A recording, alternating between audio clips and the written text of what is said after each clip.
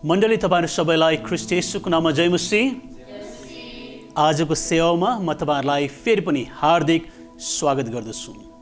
हामीलाई थाहा भएको कुरा हो, हामीले यी दिनहरुमा रुथको पुस्तकबाट अध्ययन गरिरहेका छौं।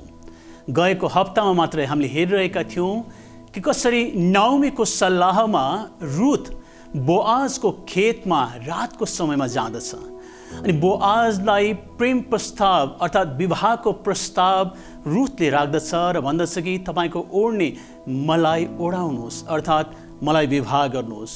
अनि बोआजले परमप्रभुको नाउँमा शपथ खाएर रुथलाई यो वाचा गर्दछ कि तिमीले भने जस्तै म गर्नेछु। अब हामी आज 4 अध्यायमा हेर्न गइरहेका छौं, तर त्योभन्दा अगाडि एउटा महत्त्वपूर्ण कुरा म तपाईहरुको अगाडि ल्याउन चाहन्छु। जब तपाईं र मैले बाइबल धर्मशास्त्रलाई पढ्दछौं, उत्पत्तिको पुस्तकमा हामी मानिसको पतनलाई देख्दछौं अनि परमेश्वर र मानिसको बीचको सम्बन्ध टुटेको कुरालाई देख्दछौं। एक प्रकारले भन्यो भने प्याराडाइज लस्ट अर्थात् स्वर्ग गुमाएको जस्तो अवस्था हामी त्यहाँ पाउँदछौं। अनि पुरानो करारको सबै पुस्तकलाई जब तपाईले हेर्नुहुन्छ, एउटा साइन पोस्टको रूपमा परमेश्वरले अदृश्य रूपमा त्यहाँ कार्य गरिराख्नु भएको छ अनि ती सबै घटनाक्रमद्वारा चाहिँ आउँदो दिनमा समयको पूर्णतामा कसरी परमेश्वरले आफ्नो पुत्र उहाँको मसीहलाई पठाउनु हुनेछ अनि जसको बलिदानद्वारा चाहिँ फेरि मानिस परमेश्वरसँग एकचोटि सम्बन्धमा आउन सक्छ भन्ने कुरालाई देखाइरहेको पुराना करारका पुस्तकहरूले हामी पाउँदछौँ। अहिले हामी वास्तवमा भन्यौं भने एउटा आत्मिक उद्धारको अवस्थामा जिरहेका छौं। हामी वास्तवमै परमेश्वरसँग येशू ख्रीष्टद्वारा सिंहासनमा उहाँसँगै स्वर्गीय स्थानमा बसेका छौं। तर यो आत्मिक स्थिति हो। प्रकाशित वाक्यमा गएर तपाईले हेर्नुभयो भने के पाउनुहुन्छ भन्दाखेरि एक दिन वास्तविक रूपमा परमेश्वर र मानिस आम्ने सामने रहन सक्दछ। हामी हाम्रो प्रभु येशू ख्रीष्टको साथमा सधैँको निम्ति राज्य गर्नेहरू हुनेछौँ। अनि हामी यस प्रकारले देख्दछौँ paradise lost, redemption of the man, अनि त्यसपछि प्याराडाइज रिडिम्ड अनि प्याराडाइज स्ट्याब्लिस्ड हामी यहाँ पाउँदछौँ। अर्थात् स्वर्ग गुमेको छ, मानिसको उद्धारको योजना पूरा भएको छ अनि यसरी प्रकाशित वाक्यमा जाँदाखेरि फेरि एकचोटि मानिस र परमेश्वरको बीचको सम्बन्ध गाँसिएको छ अनि स्वर्गीय त्यो अदनको बगैँचाको त्यो पहिलाको जस्तै स्थिति चाहिँ फेरि पनि पुनर्स्थापित गरिएको छ। यो कुरालाई पाउँदछौँ। पुराना करारका पुस्तकहरूले चाहिँ आउँदो समयमा उहाँको मसीहको आगमनद्वारा परमेश्वरले चाहिँ मानिसलाई उद्धार कसरी गर्नुहुन्छ भन्ने कुरालाई देखाउनु भएको कुराहरू हामी पुरानो करारको पुस्तकभरि नै हामी पाउन सक्दछौँ। आज रुथको पुस्तकमा पनि त्यही कुरालाई हामी यहाँ हेर्न गइरहेका छौँ। हामी यहाँ देख्दछौँ, यहाँ लेखिएको छ, अब बोआज सहरको मूल ढोकामा गएर बसेका थिए।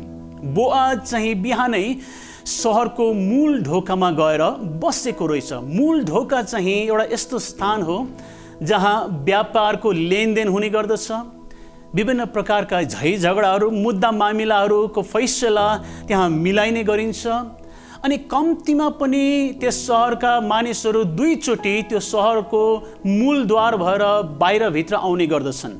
बिहान काममा खेतमा जाँदाखेरि त्यही सहरको ढोका भएर बाहिर जानु पर्दछ भने साँझमा चाहिँ ऊ फर्केर आउँदाखेरि त्यही सहरको ढोका भएर आउने गर्दछ। सबै प्रकारका कानुनी फैसलाहरू चाहिँ मूल त्यो द्वारमा नै, ढोकामा नै गर्ने गरिन्थ्यो अनि व्यापारको लेनदेनहरू पनि त्यो ढोकामा नै गर्ने गरिन्थ्यो।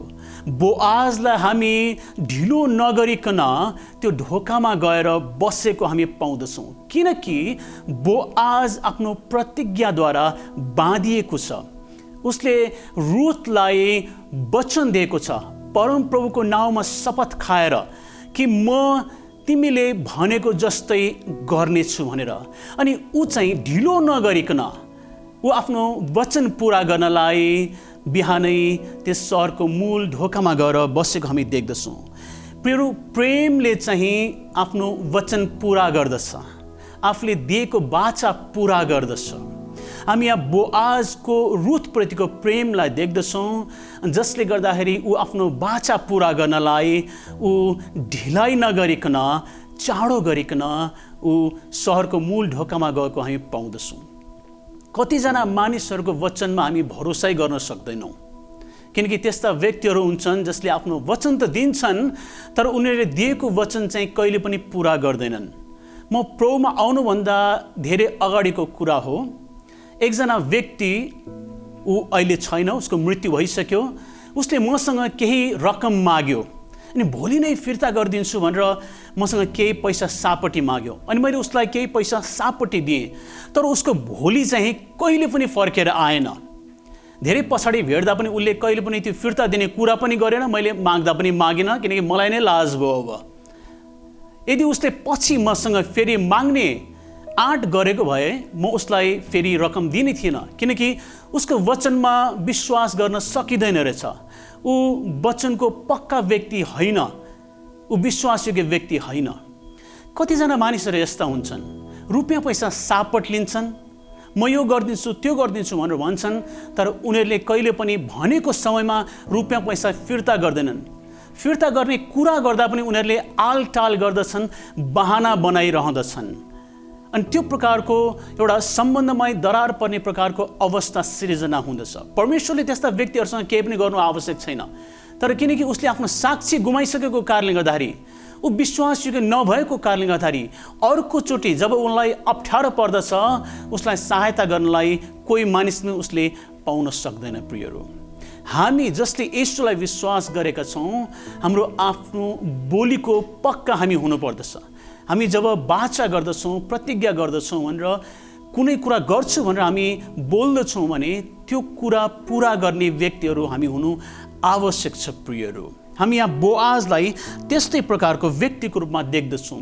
प्रोभर्ब्स 25:14 हितोपदेश 25:14 इजी इङ्ग्लिस बाइबलले, म अङ्ग्रेजीमा पढिदिन्छु, यस प्रकारले लेखेको छ, some people promise things that they never give, they are like clouds and wind that bring no rain. भन्न खोजेको कुरा चाहिँ यो हो कि कोही कोही व्यक्तिहरूले ठुलो ठुलो कुराहरूको वाचा गर्दछ, गरिदिन्छु भनेर वाचा गर्दछ, तर ती व्यक्तिहरू त्यस्ता व्यक्तिहरू हुन् बादल र हुरी बतास जस्तै, जो आज छ भोलि छैन, उनीहरूको कुरामा भरोसै गर्न सकिँदैन। त्यस्ता प्रकारका व्यक्तिहरू प्रियहरू, जो वाचा पुरा गर्दैनन्, जो आफ्नो बोलीलाई पुरा गर्दैनन्, त्यस्ता व्यक्तिहरू चाहिँ भरोसा गर्न नसिकिने प्रकारको व्यक्तिको रूपमा बाइबलले हामीलाई बताउँदछ। बोआज चाहिँ एउटा भरोसा गर्न सकिने व्यक्ति रहेछ। बोआज चाहिँ वाचा गरेर वाचा पुरा गर्ने खालको व्यक्ति रहेछ। बोआजले चाहेको भए उसले ढिलाइ गरेर पनि उसको प्रतिज्ञालाई पुरा गर्न सक्दथ्यो। उसलाई कुनै हतार थिएन वास्तवमा, तर यो रुथको निम्ति चाहिँ एकदमै हतारको कुरा थियो, किनकि रुथ चाहिँ एउटा परदेशी, एउटा मोआबी, एउटा विधुवी स्त्री, एउटा जवान स्त्री।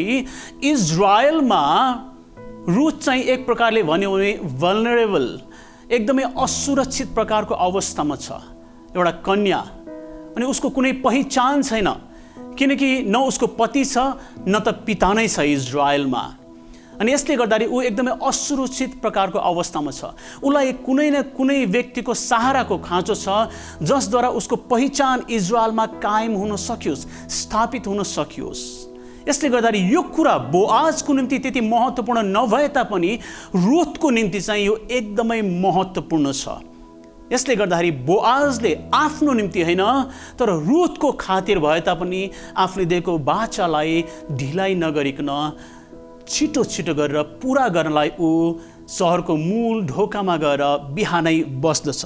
अनि त्यो मूल ढोकामा त्यो नजिकको नातेदार आइपुग्दछ अनि बोआजले भन्दछ, तपाईँ एकछिन यहाँ आएर बस्नुहोस्। अनि केही धर्मगुरुहरूलाई पनि उसले जम्मा गर्दछ।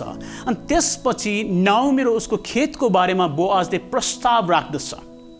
हामी यो यहाँ रुथ 4 अध्यायमा पढ्यौँ भने यो कुरालाई देख्न सक्दछौँ। प्रियहरू, जब यो प्रस्ताव बोआजले त्यो पहिलो नातेदारको सामुने राख्दछ, त्यो नातेदारले नाओमीको त्यो खेत किन्नलाई ऊ तयार बन्दछ। दोस्रो कुरा म तपाईँहरूको अगाडि ल्याउन खोजेको चाहिँ यो हो कि प्रेमले चाहिँ मूल्य चुकाउँदछ। प्रेमले अरूको भलाइको विचार गर्दछ। यहाँ हामी देख्दछौँ पहिलो नातेदारले चाहिँ जब जमिनको कुरा आयो उसलाई यो सौदा चाहिँ एकदमै लाभदायक फाइदाको एउटा सौदा जस्तो लाग्यो, किनकि यो 10 वर्ष अगाडि बेचेर गएको जमिन हो जसको 10 वर्ष अगाडिको मूल्य तिरै हुन्छ।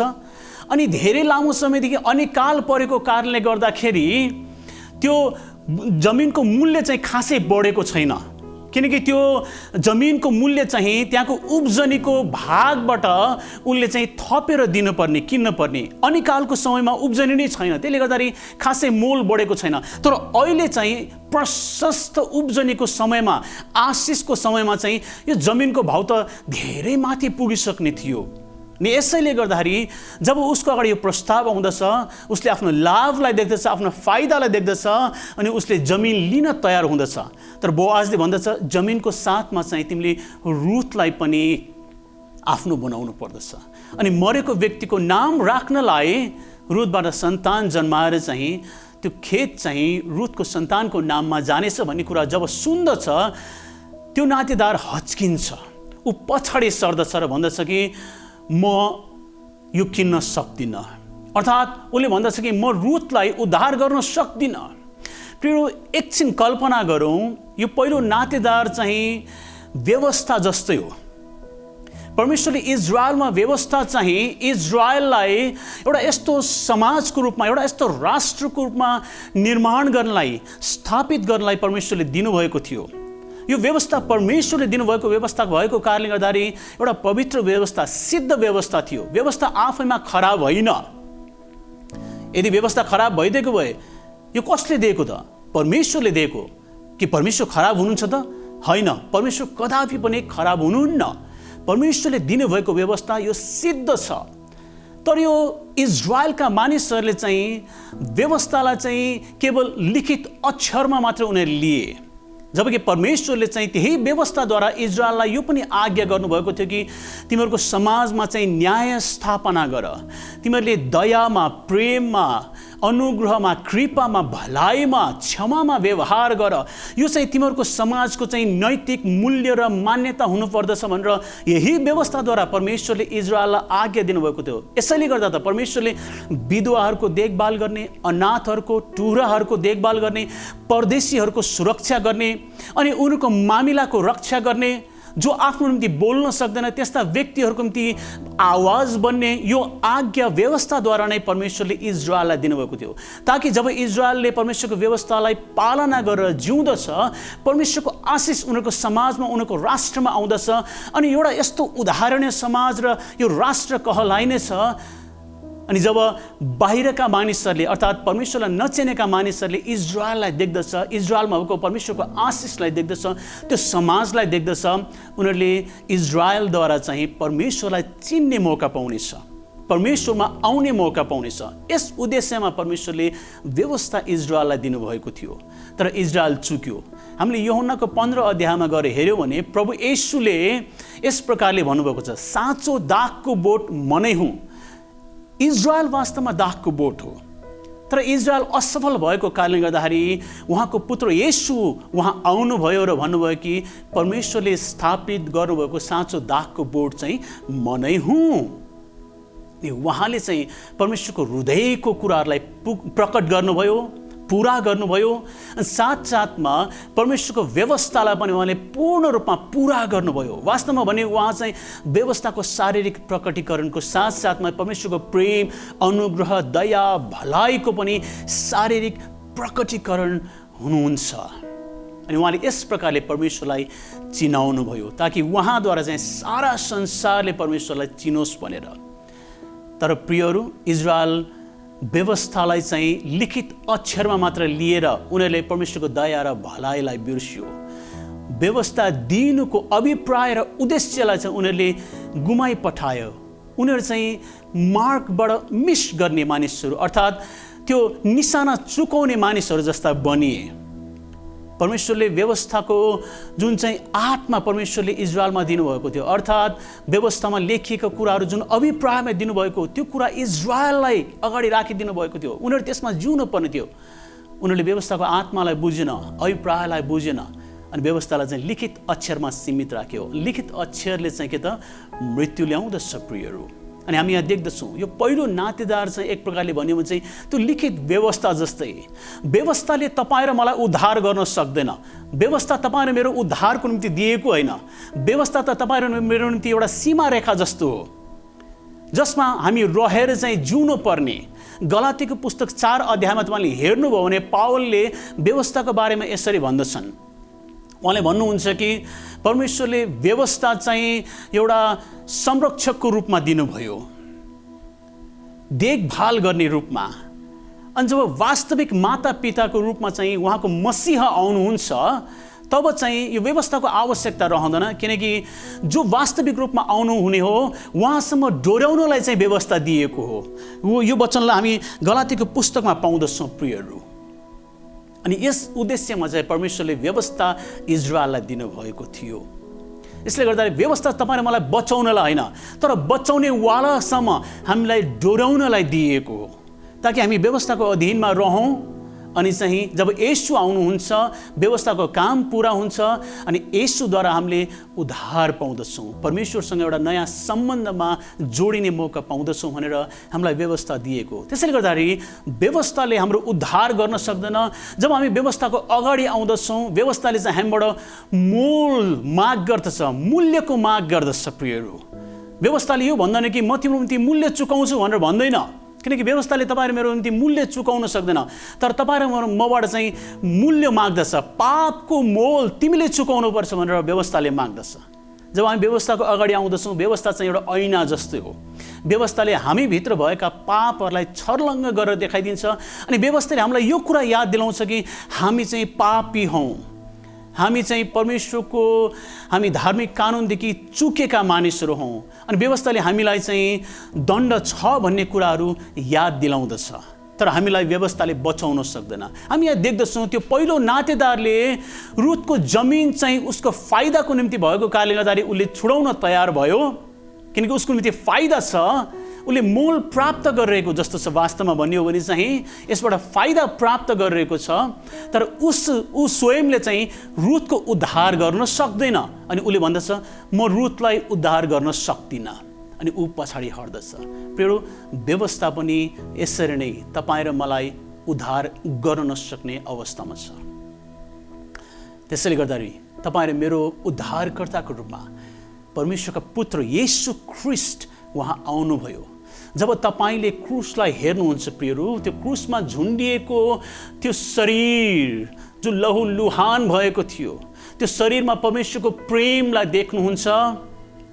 अनि त्यहाँ चाहिँ तपाईँ र मेरो पापको मोल स्वरूप व्यवस्थाको माग अनुसार परमेश्वरका पुत्रले आफ्नो रगत बहाउनु भएको देख्दछौँ, जुन रगतमा हाम्रो पापको मूल्य चुकाइएको छ। त्यसले गर्दा प्रियहरू, प्रेमले चाहिँ मूल्य चुकाउने काम गर्दछ। प्रेमले तपाईँ मेरो भलाइको निम्ति कार्य गर्दछ। परमेश्वरको प्रेममा परमेश्वरले यो तपाईँ र मेरो उद्धारको निम्ति खाँचो थियो। तपाईँ र मलाई आवश्यकता थियो, परमेश्वरलाई आवश्यकता थिएन। तर उहाँको प्रेममा चाहिँ तपाईँ र मेरो निम्ति उहाँ स्वयं मानिस बनेर आउनुभयो, हाम्रो नजिकको नातेदार बनिकन येशू ख्रिस्ट आउनुभयो। उहाँ मानव स्वरूपमा उहाँ आउनु भइकन उहाँ हाम्रो ठुलो दाजु क्रुसमा तपाईँ र मेरो पापको मोल चुकाउनलाई उहाँ झुन्डिनुभयो। अनि उहाँको बलिदानद्वारा हाम्रो मोल चुकाइएको छ, जसद्वारा हामीले उद्धार पाएका छौँ। यो कसरी? प्रेमले प्रियहरू मूल्य चुकाउँदछ, प्रेमले भलाइ गर्दछ। हामी तेस्रो कुरालाई हामी यहाँ देख्दछौँ प्रियहरू। तेस्रो कुरा चाहिँ के हो भन्दाखेरि प्रेमले उद्धार गर्दछ, प्रेमले उठाउँदछ प्रियहरू। जब नाओमी र रुथ मोआबबाट इजरायलमा आएको थियो, रुथ एउटा परदेशी थिइन्, एउटा मोआबी स्त्री, एउटा विदेशी स्त्रीको रूपमा आएको थियो। जब रुथको जीवनलाई इजरायलमा देख्दछौँ, इजरायलमा रुथको सामाजिक अवस्थालाई 4 भागमा हामी विभाजन गरेर हेर्न सक्दछौँ। पहिला ऊ एउटा विदेशीको रूपमा आएको थियो, जसलाई हामी देख्दछौँ रुथ 2 अध्यायको 10 पदमा। हिब्रूमा यसलाई नोक्रिया भनेर भन्दछ, विदेशी, परदेशी। ऊ परदेशीको रूपमा मोआबबाट इजरायलमा आएको थियो। त्यसपछि रुथ 2:13 तपाईँले पाउनुहुन्छ। रुथले भन्दछ कि तपाईँको कमारी नभए तापनि मलाई चाहिँ तपाईँले यसरी दयापूर्ण व्यवहार गर्नुभएको छ। तपाईँको कमारीहरूमध्येको एउटा जस्तै गरिकन दयामा तपाईँले व्यवहार गर्नुभयो भनेर उसले आफैले आफूलाई कमारीको रूपमा देख्दछ। उसले दया प्राप्त गरेको छ। ऊ अब विदेशी होइन, एउटा इजरायली व्यक्तिको दया प्राप्त गरेको व्यक्ति बनेको छ। तेस्रो स्तरमा चाहिँ ऊ दासी बनेकी छिन्। रुथ 3:9 हामी यहाँ देख्दछौँ। अनि कमारीलाई चाहिँ हिब्रू भाषामा सिफा भनेर भन्दछ भने दासीलाई चाहिँ अमा भनेर भन्दो रहेछ। अनि उसले आफूलाई दासीको रूपमा आफ्नो मालिकको नजिकमा सेवा गर्ने व्यक्तिको रूपमा, किनकि रुथ चाहिँ बोआजको नजिकमा भइसकेको छ यतिखेरसम्म। अनि अन्तिम चौथो हामी रुथको सामाजिक अवस्थालाई देख्दछौँ। रुथ 4:13 दुलही वा पत्नी, जसलाई हिब्रू भाषामा इस्सा भनेर भन्दो रहेछ। इस्सा। बोआजले यहाँ धर्मगुरुहरूको सामुन्ने अनि मानिसहरूको सामुन्ने यो कुराको घोषणा गर्दछ कि मैले नाओमी र रुथ, एलिमेलेक र उनका सन्तानको यो जमिनलाई पनि मैले किनेको छु अनि साथसाथमा मैले रुथलाई चाहिँ आफ्नो पत्नी बनाएको छु। जब यो कुराको उसले घोषणा गर्दछ, हामी एउटा अचम्म प्रकारको एउटा कुरालाई हामी यहाँ देख्दछौँ। इजरायलका धर्मगुरुहरूले रुथलाई आशीर्वाद बोलेका छन्। रुथको अवस्था अब विदेशी होइन, एउटा परदेशी होइन, तर परमेश्वरको प्रेमले उसलाई एउटा विदेशी, परदेशी, एउटा मोआबी स्त्री, एउटा अशुद्ध स्त्री जसलाई व्यवस्थाले उद्धार गर्न सक्दैन, पहिलो नातेदारले उद्धार गर्न सकेन किनकि एउटा मोआबी स्त्री हो, एउटा अशुद्ध स्त्री हो। प्रेमले उसलाई उद्धार गरेको छ। अनि ऊ चाहिँ एउटा विदेशीबाट कमारी अनि दासी हुँदै पत्नीको दर्जामा ऊ आइपुगेको छ। अनि यसरी उसको अवस्था चाहिँ एउटा परदेशी, विदेशीबाट चाहिँ इजरायलकै स्त्रीहरूमध्येको एउटा स्त्रीको रूपमा, त्यो पनि साधारण स्त्री होइन, एकदमै महत्त्वपूर्ण स्त्री, इजरायलका आमाहरूको रूपमा गणना हुने एउटा स्त्रीको रूपमा उसलाई इजरायलका धर्मगुरुहरूले आशीर्वाद दिएको छ। हामी यहाँ देख्दछौँ प्रियहरू, 4:9 देखि 12 म तपाईँहरूको अगाडि पढिदिन्छु। यहाँ लेखेको छ, तब बोआजले ती धर्मगुरुहरू र अरू सबै मानिसहरूलाई भने, मैले आजको दिन एलिमेलेक अनि महलोन र किल्योनका जे जति छन् सो सबै नाओमीको हातबाट प्राप्त गरेको कुरामा तपाईँहरू साक्षी हुनुहुन्छ। धर्मगुरुहरू चाहिँ साक्षीको रूपमा बोआजले राखेका थिए। यसबाहेक महलोनकी पत्नी मोआबी रुथलाई पनि ती मरिसकेका मानिसको पैतृक सम्पत्तिसँग तिनको नाउँ कायम राख्नलाई तिनका नातेदारहरूका बीचबाट र सहरको खाताबाट तिनको नाउँ नमेटियोस् भनेर मैले आफ्नी पत्नी हुनलाई प्राप्त गरेको छु। इस्सा पत्नीको रूपमा प्राप्त गरेको छु। तपाईहरु आजको दिन साक्षी हुनुहुन्छ। तब धर्मगुरुहरू र मूल ढोकामा हुने सबैले भने, हामी साक्षी छौं। तपाईको घरमा आउने यी स्त्रीलाई परमप्रभुले इजरायलको घराना निर्माण गर्ने राहेल र लेआ जस्तै तुल्याउन्। राहेल र लेआ, हामीलाई थाहा छ इजरायलमा 12 वटा कुलहरू थिए। याकुबका 12 सन्तान, इजरायलका 12 वटा सन्तानहरूबाट 12 कुलहरू, अनि यो 12 कुल फैलिँदै गएर एउटा इजरायल एउटा राष्ट्रको रूपमा बनेको थियो। अनि लेआ र राहेलका सन्तानहरू थिए यिनीहरू। अनि इजरायलका धर्मगुरुहरूले चाहिँ अब प्रियहरू रुथलाई चाहिँ एउटा परदेशी, एउटा मोआबी होइन, तर बोआजको प्रेमको कारणले गर्दाखेरि ऊ चाहिँ उसको पत्नी बनिसकेको कारणले गर्दाखेरि उसलाई चाहिँ इजरायलको घराना निर्माण गर्ने ती माताहरू जस्तै, ती आमाहरू जस्तै एउटा उच्च दर्जामा उनीहरूले त्यो आदरको स्थानमा आशिष बोलेको हामी यहाँ पाउँदछौँ।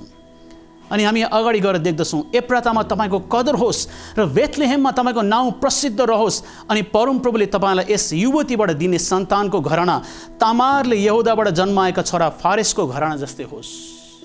तामारको नामलाई हामी यहाँ पाउँदछौँ प्रियहरू। तामार पनि एउटा विदेशी स्त्री थिए। अनि कसरी परमेश्वरको वचनको आधारमा उसले पनि कदम चालेको कारणले गर्दाखेरि इजरायलमा चाहिँ एउटा प्रतिष्ठित नाउँको रूपमा तामार गनिए। तामारबाट फारेस हुँदै हामी जान्दछौँ राजा दाउदको घराना बोअजको परिवार हामी आएको पाउँदछौँ प्रियहरू। यसै गरिकन राहेल र लेया जस्तै एउटा उच्च दर्जामा भएको स्त्रीहरूसँग रुथलाई पनि तुलना गरेको छ। रुथ एउटा विदेशी स्त्री, मोआबी स्त्रीलाई परमेश्वरले कसरी रुथलाई चाहिँ घुर्यानबाट धुलोबाट उठाइकन एउटा आदरको स्थानमा बसाल्नु भयो। प्रिय परमेश्वरले तपाईँ र मलाई पनि यसरी नै हामीलाई पापको दलदलबाट घुर्यानबाट उठाइकन उहाँले हामीलाई महिमाको मुकुट पहिराएर हामीलाई उहाँको पुत्रसँगै स्वर्गीय स्थानमा उहाँसँगै सिंहासनमा बसाल्नु भएको छ। अनि हामी एक दिन उहाँको पुत्र येशूसँगै राज्य गर्नेहरू हामी बनेका छौँ। प्रियहरू त्यो आदर हामीले प्राप्त गरेका छौँ। हामी जो विदेशीहरू थियौँ, परदेशीहरू थियौँ, तर परमेश्वरको प्रेममा उहाँ चुपचाप बस्नु सक्नु भएन। प्रेमले उद्धार गर्दछ, प्रेमले उठाउँदछ, प्रेमले हामीलाई नयाँ पहिचान दिँदछ। प्रियहरू हामी विदेशी परदेशीलाई पनि परमेश्वरले उहाँले हामी अन्य जातिहरूलाई इजरायलको आशिषमा सहभागी बनाउनु भयो। एउटा नाम दिनुभयो, उहाँको आफ्नै नाम, उहाँको आफ्नै छोरा छोरी बनाउनु भएको छ। प्रिय परमेश्वरको प्रेम अचम्म रीतिको छ, अद्भुत रीतिको छ। प्रिय हामी यहाँ देख्दछौँ कि कसरी प्रेमले रुथको मात्र उद्धार गरेन, रुथलाई मात्रै एउटा पहिचान दिएन, तर नाओमीलाई पनि इजरायलमा फेरि उसको पहिचानलाई पुनर्स्थापित गर्ने काम गरेको छ रुथद्वारा। रुथ एउटा विदेशी स्त्रीद्वारा नाओमीको पनि पहिचान इजरायलमा फेरि पुनर्स्थापित भएको छ। त्यहाँका स्त्रीहरूले नाओमीलाई भनेका छन् कि नाओमीको त एउटा छोरा भएछ। रुथको नानीलाई नाओमीले देखरेख गर्न लागे। अनि साँच्चै नै भन्ने हो भने चाहिँ नाओमीको भविष्यको एउटा आशा रुथद्वारा उनले प्राप्त गरे। प्रियहरू तपाईँ र म जो अन्य जाति येशू ख्रीष्टलाई विश्वास गरेर इजरायलको आशिषमा सहभागी हुन आएका छौँ, अब यो आशिष पुर्याउने यो सुसमाचार, ख्रीष्टद्वारा हुने उद्धारको समाचार आज अन्य जातिहरूद्वारा इजरायलमा पुगिरहेको छ।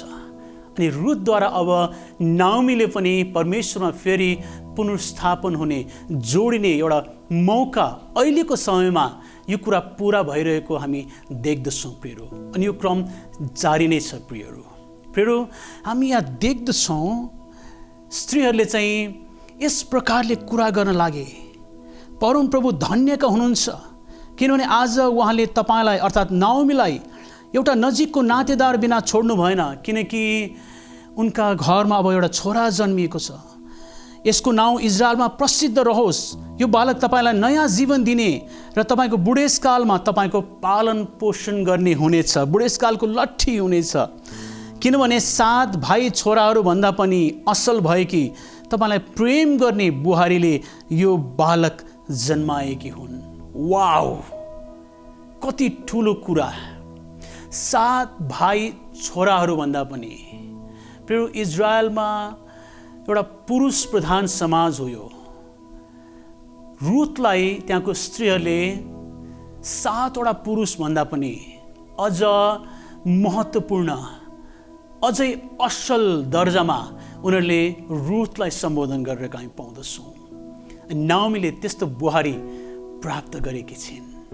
अनि रुथद्वारा चाहिँ नाओमीको घरमा अब फेरि हाँसो फर्केर आएको छ। नाओमीले भविष्यको एउटा आशा प्राप्त गरेकी छिन्। इजरायलमा ऊ अब एउटा केवल विधवा मात्र होइन, तर उसको घरानामा उसको पतिको नाम राख्नलाई एउटा पुरुष पनि त्यहाँ जन्मिएको छ। प्रियहरू अनि हामी देख्दछौँ त्यो पुरुष चाहिँ बोआजकोबाट जन्मेको चाहिँ पुरुष ओबेद, जो इजरायलको महान राजा दाउदको हजुरबुवा हुनुहुन्छ। अनि यसरी परमेश्वरले रुथलाई चाहिँ इजरायलमा दाउदको जिजु आमाको रूपमा स्थापित गर्नुभएको छ। अनि तिनै रुथद्वारा चाहिँ भविष्यमा कालान्तरमा हामी देख्दछौँ मसीह पनि आउनुभयो। प्रिय परमेश्वरको प्रेममा परमेश्वरले यी कुराहरू उहाँले गर्नुहुन्छ। तपाईँ र मैले चाहिँ रुथले जस्तै परमेश्वरमा भरोसा गर्नु आवश्यक छ। रुथ जब इजरायलमा आएको थियो एउटा परदेशीको रूपमा आएको थियो। उसले इजरायलको परमेश्वरलाई छानेर आएको थियो, इजरायलका मानिसहरूलाई छानेर आएको थियो। अनि एउटा एकदमै रिस्की कदम थियो। उसको विगतलाई सबै छोडेर नयाँ प्रकारले जीवन जिउनलाई ऊ आउनु पर्ने। अनि परमेश्वरको वचनले बताएको अनुसार उसले कार्य गर्ने निर्णय गरेको। प्रियहरू, तपाईँ र मैले पनि जब परमेश्वरको वचनले बताएको अनुसार गर्ने निर्णय गर्दछौँ, परमेश्वरले तपाईँ र म भित्र आशिषको बिउ रोप्नुहुन्छ। उहाँको आशिषको त्यो मूलद्वार खुला भएको हुँदछ प्रियहरू, किनकि तपाईँ र म त्यो भाँडो बनिँदै गइरहेका हुन्छौँ। परमेश्वरले तपाईँ र मलाई चाहिँ उहाँले चाहनु भएको जस्तै व्यक्ति, उहाँको असल भाँडो बनाउँदै लैजानुहुन्छ उहाँको वचनको आज्ञाकारितामा। अनि उहाँले हामीमा पनि असल आशिषहरू उहाँले राख्नुहुन्छ। अनि हामीलाई पनि उहाँले उठाएर आदरको स्थानमा उहाँले लानुहुन्छ। वास्तवमा भन्यो भने अनन्तको आशिषलाई हामीले प्राप्त गरिसकेका छौँ। परमेश्वरको पुत्र येशूसँगै शासन गर्ने स्वर्गीय स्थानमा बसालेका मानिसहरू हामी भइसकेका छौँ। उहाँको दुलही हामी कहलाएकाहरू बनेका छौँ प्रियहरू। एउटा परदेशी अन्य जाति ख्रिस्टको दुलही बनेका छौँ प्रियहरू। यो कति ठुलो सौभाग्य हामीले प्राप्त गरेका छौँ। परमेश्वरलाई महिमा होस्। परमेश्वरले आजको वचनमा तपाईँलाई आशिष दिउन्। आउनुहोस् हामी प्रार्थना गरौँ। प्रभु, हामी तपाईँलाई धन्यवाद चढाउँदछौँ। तपाईँले कसरी प्रभु आफ्नो पुत्रको बलिदानद्वारा, उहाँको रगत बहाइद्वारा चाहिँ हाम्रो पापको मोल चुकाइकन तपाईँले हामीलाई उद्धार गर्नुभयो, हामीलाई बचाउनु भयो प्रभु। अनि यसरी प्रभु हामी जो अन्य जातिहरू विदेशीहरू थियौँ, तपाईँले हामीलाई प्रभु तपाईँको आफ्नै बनाउनु भयो। इजरायलको आशिषमा सहभागी बनाउनु भयो। तपाईँको आफ्नै नाम दिनुभयो। तपाईँको दुलही हुने, तपाईँकै छोरा छोरी बनियो सौभाग्य हामीलाई दिनुभयो। हामी तपाईँलाई धन्यवाद चढाउँदछौँ। साँच्चै प्रभु, रुथले उठाएको कदम हरेक क्षण हामी पनि उठाउने मानिसहरू बन्न सकेका हौँ। तपाईँको वचनको आज्ञाकारितामा जिउने मानिसहरू र तपाईँ प्रभुलाई मनपर्दो जीवन जिएर तपाईँको महिमा गर्ने मानिसहरू हामी पनि बन्न सकेका हौँ। हामीलाई सहायता गर्नुहोस्। तपाईँलाई महिमा दिँदछौँ येशू प्रभुको नाउँमा, आमेन। हामी आशीर्वाद लिनेछौँ। अब परमेश्वर पिताको प्रेम, प्रभु येशू ख्रिस्टको अनुग्रह, पवित्र आत्माको शान्ति, संगति, सहभागिता र सामर्थ हामी हरेकको साथमा, विश्व मण्डलीको साथमा सदा सर्वदा बनिरहन्। आमेन। सबैलाई जय मसीह।